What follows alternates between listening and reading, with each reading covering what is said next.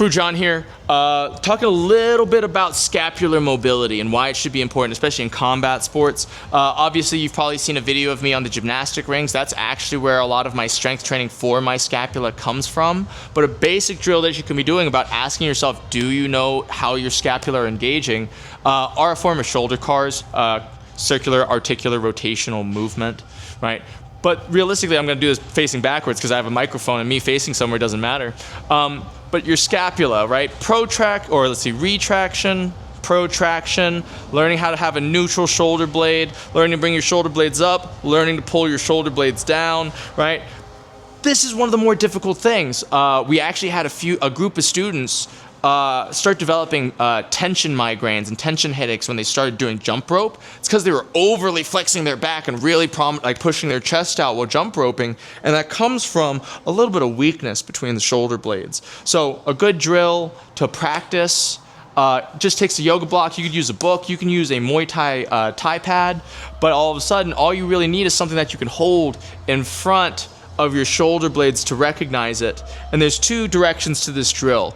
The first one's the easier one. We go up towards our ears, we bring our shoulder blades back like we're pinching a walnut between them, and then we're trying to drop them into our back pockets and then push them forward, right? And I'm trying to keep this block in front of my shoulder blades, and you'll find in this drill, in this direction, this is the easier of the two, because this is a shrugging movement. We do this all day. I've seen people wake up and they're like, ugh, they shrug, right?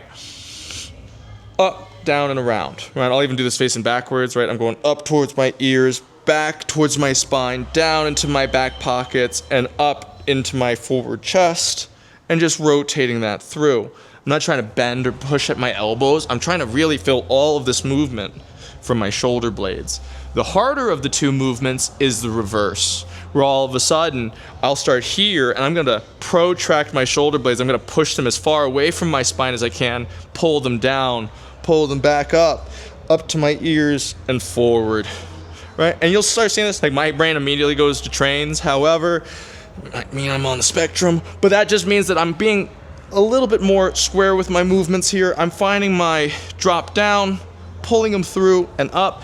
You're gonna find that you're gonna wanna find this space with your chest and your lower back, which is fine, but if you're trying to be a little bit more neutral and you really wanna feel this lock in, something that I recommend is going to the kneel, right? By going into a kneel, I lock my hips into place, I can feel my spine lock through, and it's a lot easier for me to concentrate on my shoulder blades as we go through. Where you can start using this a little bit more, or if you wanna picture it more, you can go into your push-up, right? As I'm in my push-up, neutral, right? This is me protracting, this is me retracting my shoulder blades, finding my neutral again. I can just move through this, pushing back around. I can find that same movement back and forth here, trying to keep my arms locked out. I can even think about keeping them locked in place as I come down, pulling them together and driving out until they're all the way back into protraction. But all of a sudden, this is where I can start thinking about my shoulder blades and less about my shoulder joint, especially in punches when I'm trying to find extension. But by far one of my favorite drills to start exploring the space or start exploring your shoulder blades and where they fit into overall movement together.